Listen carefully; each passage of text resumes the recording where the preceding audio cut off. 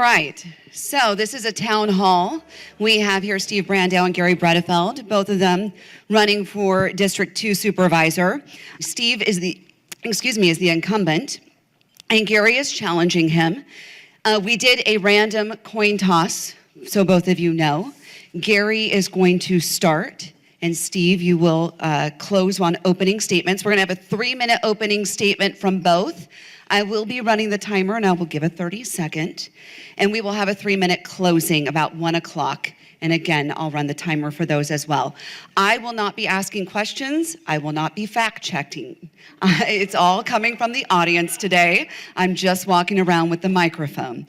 So with that said, here, Gary, let me give you this. Since you go first, and I'll start the timer as soon as you start talking. With your opening statement, Gary Bredefeld. Well, thank you all for the invitation. Let me tell you just a bit about myself. I'm a retired clinical psychologist. I came out here in 1982 from New York City. I grew up in New York and came out here to get my PhD, which I did in 1985 in clinical psychology. I then wanted to serve our great nation and joined the United States Navy as a naval lieutenant. Went back to Bethesda Naval Hospital where I was in training for a year, and then I had 2 more years and was sent to the Naval Medical Clinic at Pearl Harbor. I was there for 2 years and then came back in 1988. I met my wife about 6 months after I came here. We got married 4 months later. We are going to celebrate 41 years this month. She's right here, Susan Bredefeld. And we have 3 kids. Both 2 kids that are lawyers. One's in Dallas, an assistant district attorney. The other one's another lawyer. Why they're lawyers, I don't know, but they opted for law. And the other one's down in Newport Beach. And my stepdaughter is involved in movies and doing animation. In 1988, I opened up a private practice and also began working at the Veterans Hospital, the VA, working with veterans for the next 27 years. My life has always been about service to people. I've always wanted to help people. That's why I chose the profession that I did. I also knew I wanted to be involved in politics because I believe, and still believe today, that politics can be an honorable profession. And when you get the right people in, they can do good things. When you get the wrong people in, they don't do good things. And so I was fortunate to serve on the city council in 1997 to 2001.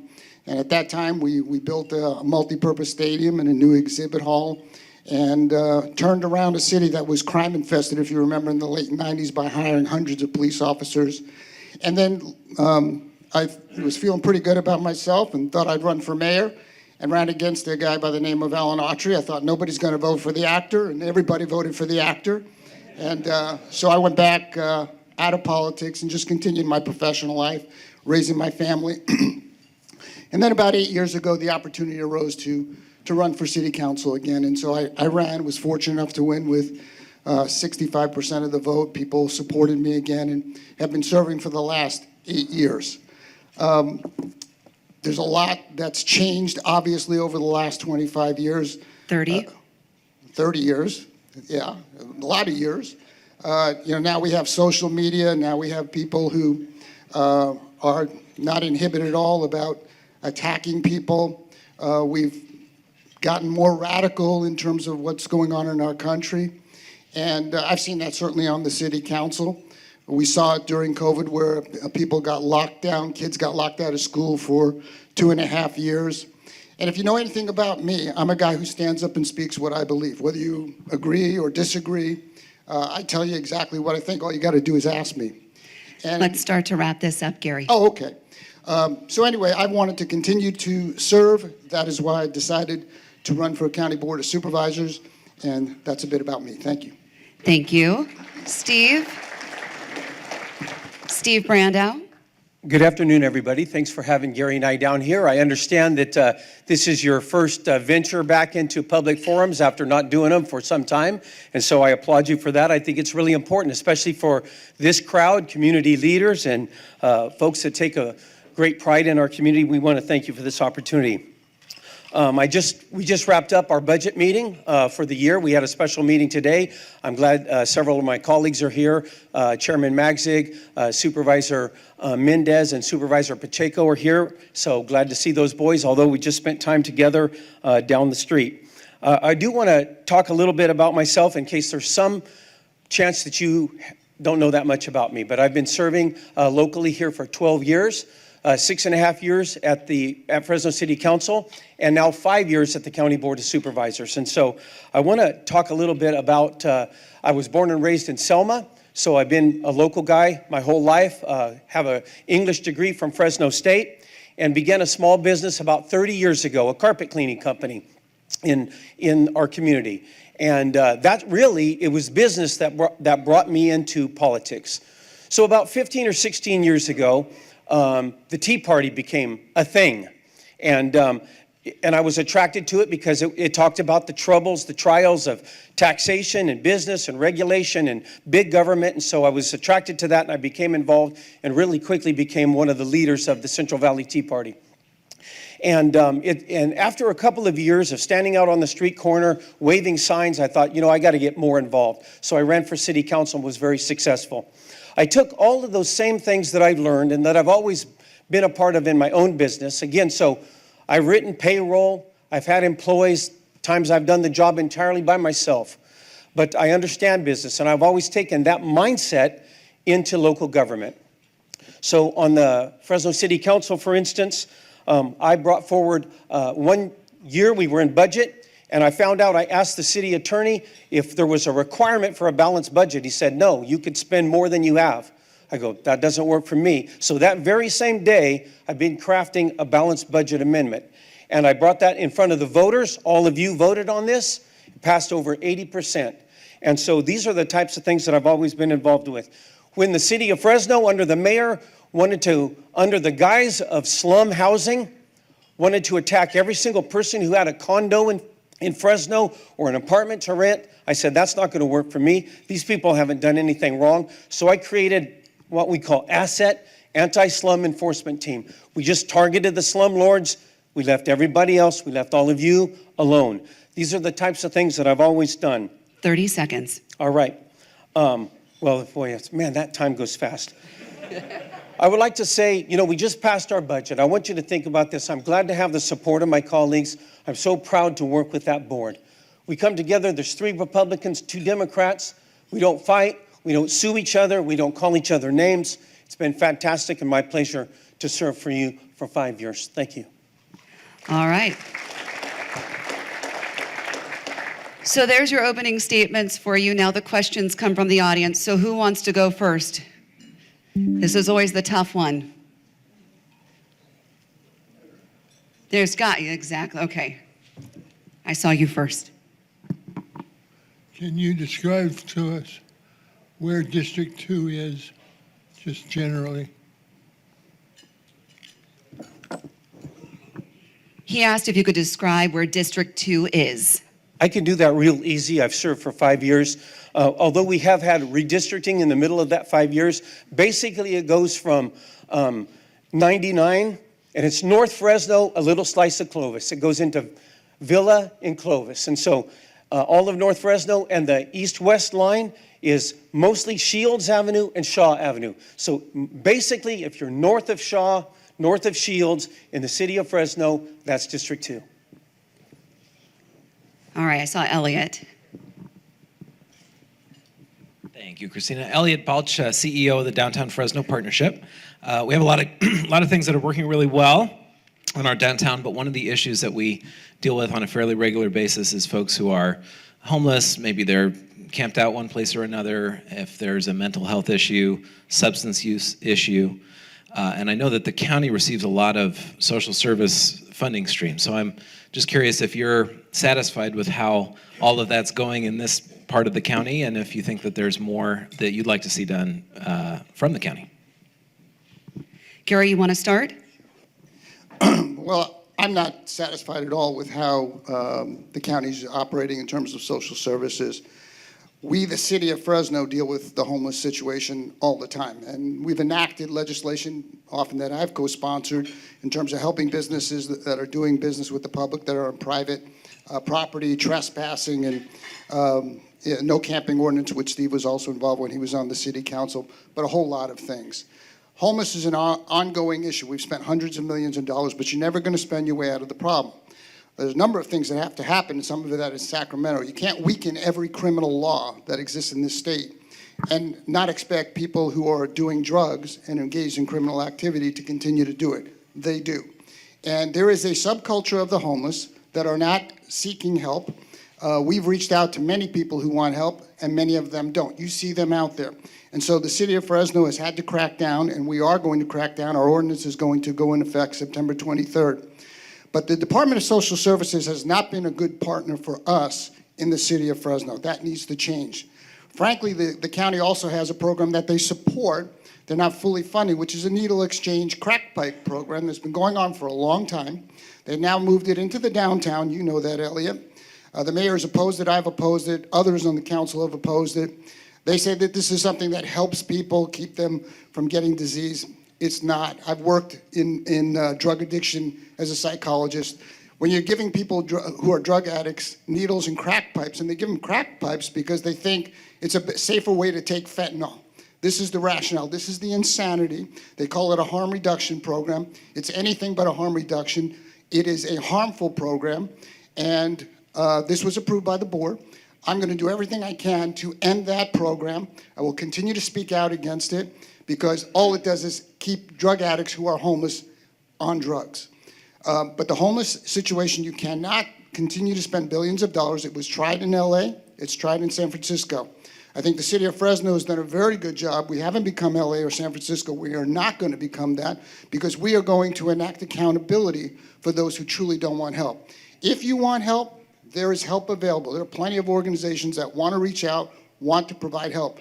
But there is a subculture that does not care about the community, does not care about health standards, safety, private business, residents, and those people have to be cracked down upon. But social services can be doing a greater job of collaborating with cities, more specifically the city of Fresno, and I intend to make that happen. Steve? That's amazing to hear Gary talk about that because just a couple of months ago, the Board of Supervisors voted to take a doctor who's volunteering his time to help people who have addictions and bring him underneath a building. He was formerly out by Roding Park in a cul-de-sac, okay? Now, by the way, just for the record, Gary, I voted no on that. I believe you know that. So I voted no on that vote, but the majority took the day, and so we moved that doctor and the help that he's trying to do underneath a building that belongs to Fresno County. That's happened for maybe 6 months. But for 25 years before that, that all took place in a grimy cul-de-sac by Roding Park inside the city of Fresno. It was happening when Gary served the first time he served. It was happening all of the last 8 years. He says he's going to clean it up now. Why didn't he do it then? Okay, now, on to the bigger issue of homelessness. Personally, I think the United States, under the Obama administration, adopted a model called Housing First.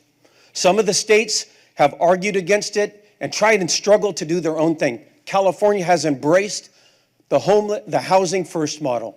It means you don't have to get cleaned up. You don't have to quit shooting up. You don't have to quit drinking. You don't have to quit anything. Just come, we're going to find a spot for you to live. Right now, City of Fresno's chosen Motel Drive. And I would love for you to go walk along those hotels in Motel Drive. It's still the same problem exists, okay? So I disagree with the Housing First model. So there's a lot that I disagree with in the world of homelessness. But this is what Gavin Newsom is funding. It's what the hand that we're dealt with, so we do the best we can with the dollars we're allocated. We do find housing for people. I've been working on it. We helped Palvarillo House build a state-of-the-art kitchen this last year. My colleagues and I, unanimous support for that. So we are very compassionate for the folks that have needs. in Fresno County, our social service department, which Gary just bashed, is a very compassionate group of people. And they do their best to serve the people that want service. But we can't force people to take service. So there's a lot of crisis still out on our streets. The people are doing great work. Personally, I disagree with some of the strategies involved, but I can't. This is what gets funded. These are the cards we're dealt. I don't think that problem's going away. I think that's just a magic trick. I think it's going to get worse. That's my opinion. Thank you. Thank you. All right, next question. Land use planning is always a difficult issue, whether it's in the city or in the county, but the big thing with that is land use and saving agriculture. What's your position on that issue? Steve, you want to start this one off? Yeah. So, the county and the city have dramatically different roles when it comes to land use. Okay, the city is focused on building up residential and development for the city of Fresno. And so the county doesn't do that much in the development game, although we do zone things properly for those developers that want to develop in the county. So it's a dramatically different role. That being said, we are aggressively planning for affordable housing in Fresno County. It's a demand, it's a requirement even. We're following the law, we're making those plans, and we are developer friendly. Now that's not to say that I wish it was better. It could always room for improvement, but we are open to people like you with great ideas that want to do things in our community. We don't want to stand in your way. When I served at City Hall, it was hardly anything except standing in the way of development. And I think the whole affordable housing crisis is something that, it's just like homelessness, the state of California is making housing harder, not easier for people to purchase. But we do have a plan. I'm currently involved with my colleagues in an industrial park in unincorporated Fresno County. We want to bring jobs to the neighborhood. This will employ 40,000 people at full build-out. People from Kerman, Selma, where I was born, the city of Fresno, the city of Clovis can all work here. So we do things in the development department, and I believe that we're on a good track. We have a great public works and planning, and we do a lot of great things. Thank you. Gary? Yeah, let me be clear. Steve was the first to offer the criticism of me, so let me respond.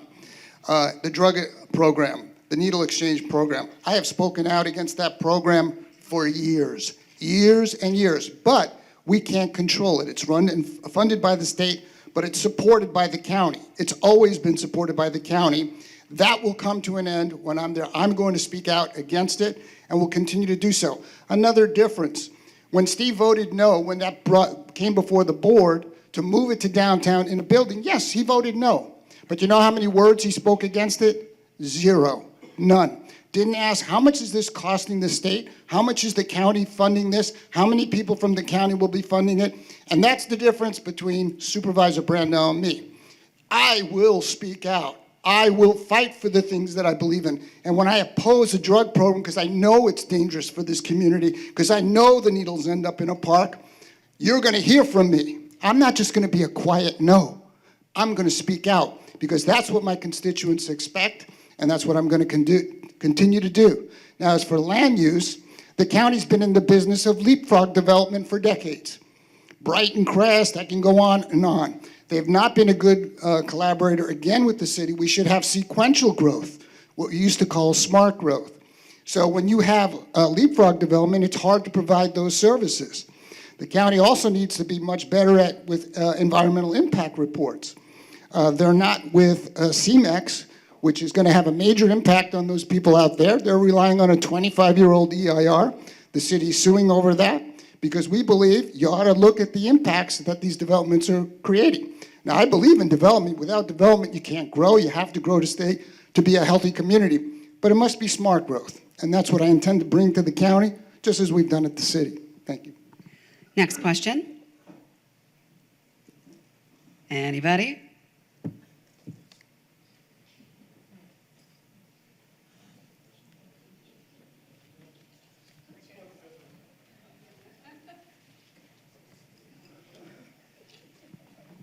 It's the famous gym. Talk a little bit about the county jail system and where you see it is today, its status as to where it is against its goal, and your plans for its future.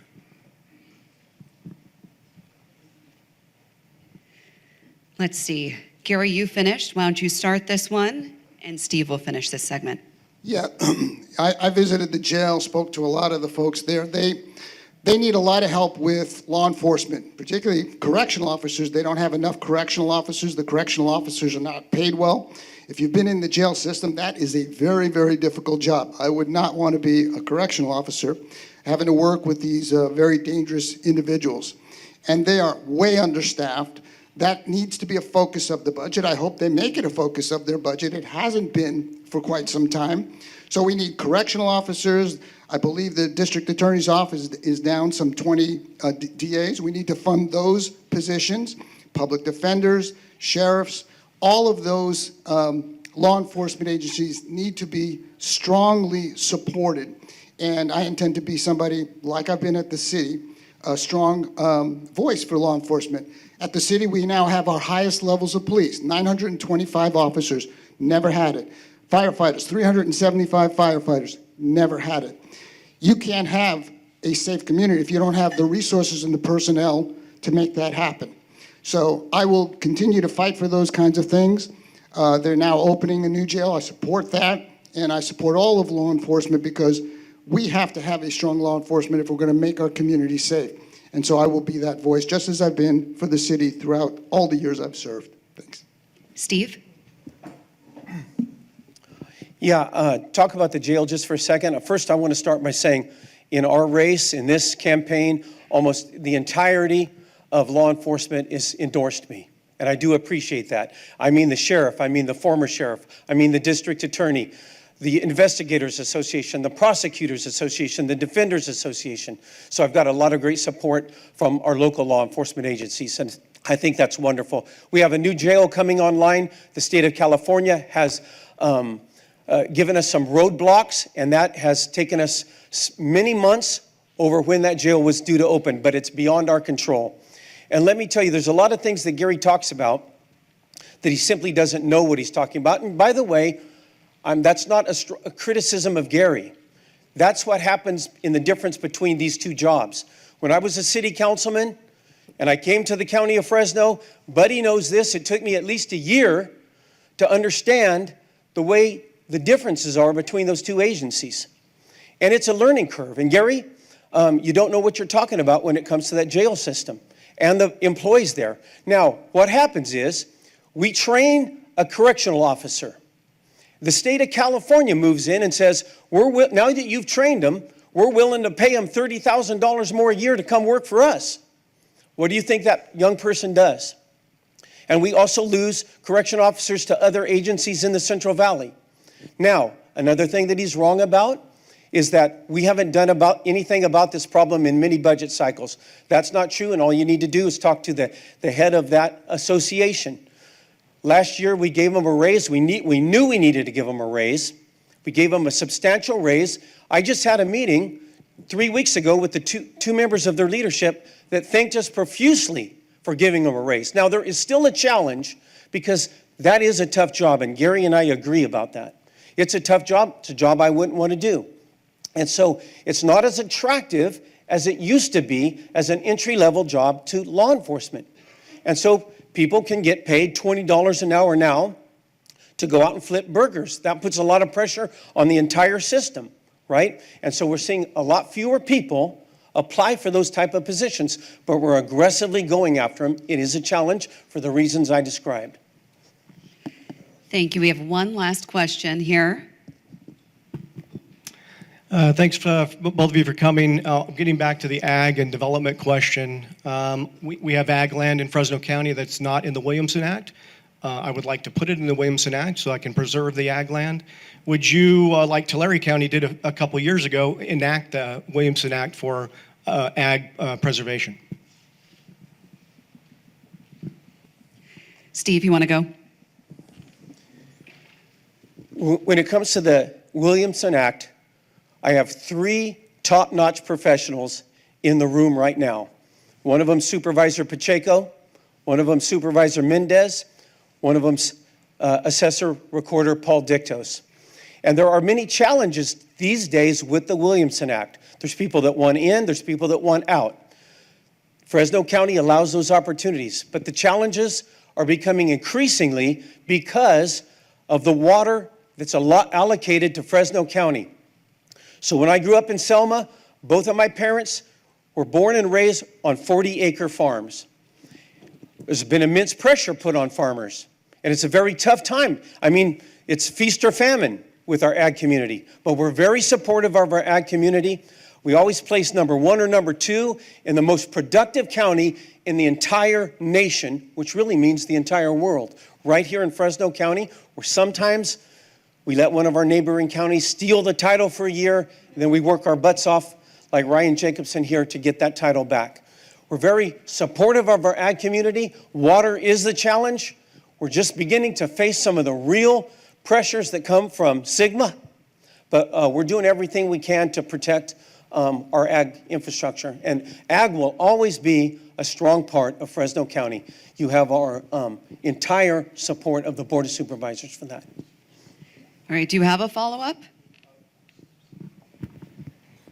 Thanks. And again, I'm willing to take the ag risk and stay in Fresno County, but if a developer is going to offer me $300,000 an acre because I'm not in the Williamson Act, I'll probably take that, i.e. the leapfrog of development.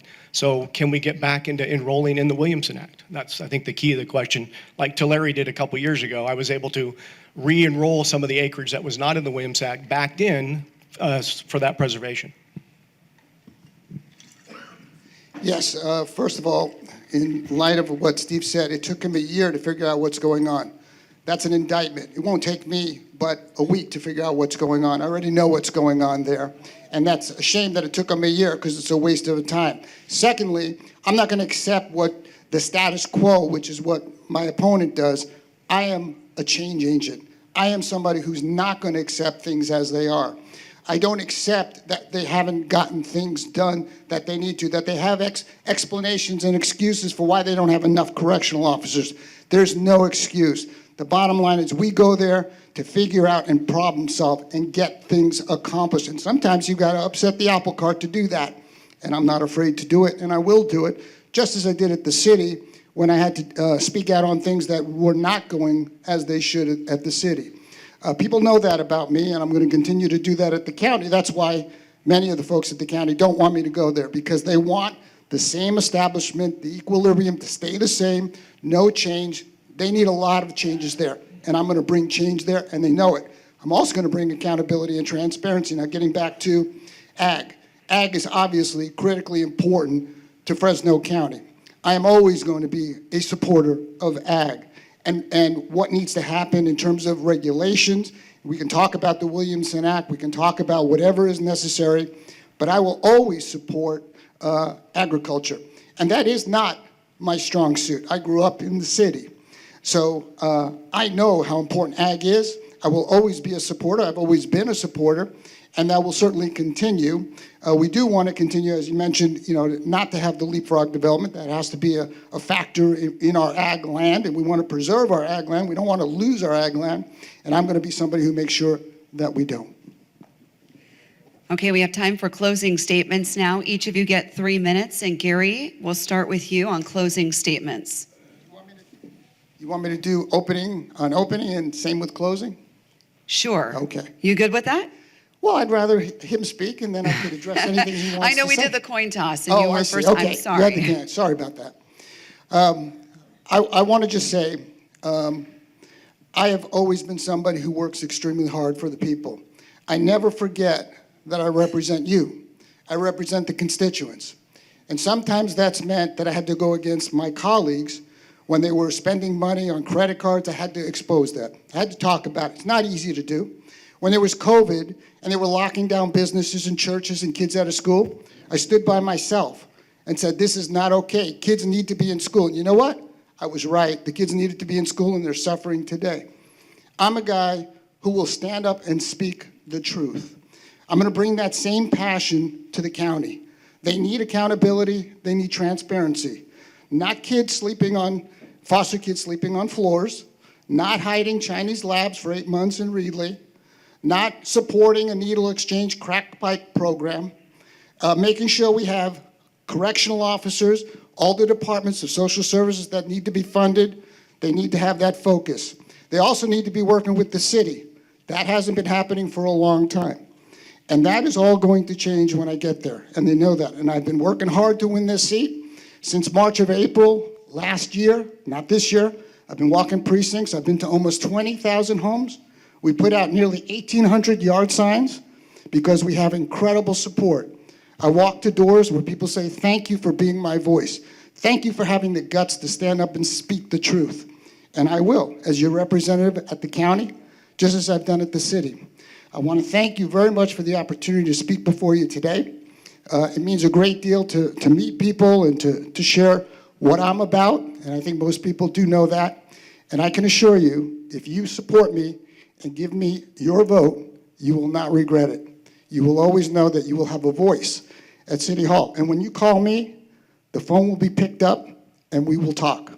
That happens at City Hall now, and every one of my constituents in Northeast Fresno know that, because I know that from walking to doors. So again, thank you very much and appreciate the opportunity. Thank you, Gary. Steve? Yeah, I didn't realize how tough this forum was going to be today, and that's okay. I think people need to hear different viewpoints. So Gary has almost every one of his answers told you of what he's going to do, what I'm going to do. I'm going to be a change agent. I'm going to do this, that, and the other. And none of that has ever happened in the 8 years that he's been at City Council, because he can't work with people. Now, when I was at City Council, it was only 5 years ago. It was the golden era. I came in as a staunch conservative from the Tea Party. And by the time I left, I now have the endorsement of Liberal Council member Oliver Baines, who's a good friend of mine, and we've even gone on a vacation together. This is the type of man that I am. I can talk and listen and evaluate and make important decisions to affect the entire community. So Gary, it's not about barking at windmills. We know you're good at that. It's about accomplishing things for the benefit of our community. And I just simply have to ask this crowd today, who do you think has run better? The Fresno County Board of Supervisors? You never see our name dragged through the mud in the papers. There are mistakes made by employees. We correct them quickly. During COVID, he brought up COVID. There was not one business that can say, Fresno County shut me down. That can't be said about the city of Fresno. They were shutting people down with glee, okay? So you just have to ask yourself that question. Finally, and I don't know, Christina, how much time I have left. 1 minute, 20 seconds. In this final minute, I'm going to take this thing completely a different direction. It's something I've been thinking about for weeks. Character matters. Character matters. Look at what we're doing to ourselves in our beautiful country. Look at the anger, the violence, the terrible things we say. Character matters in 2024 as much as it ever did. And I want you to consider that when you cast your vote in November. You know, we can do fear-mongering all day long. We can talk about immigrants eating pets. We can create fear. If that's what you want, you need to vote for Gary. Thank you for having me today.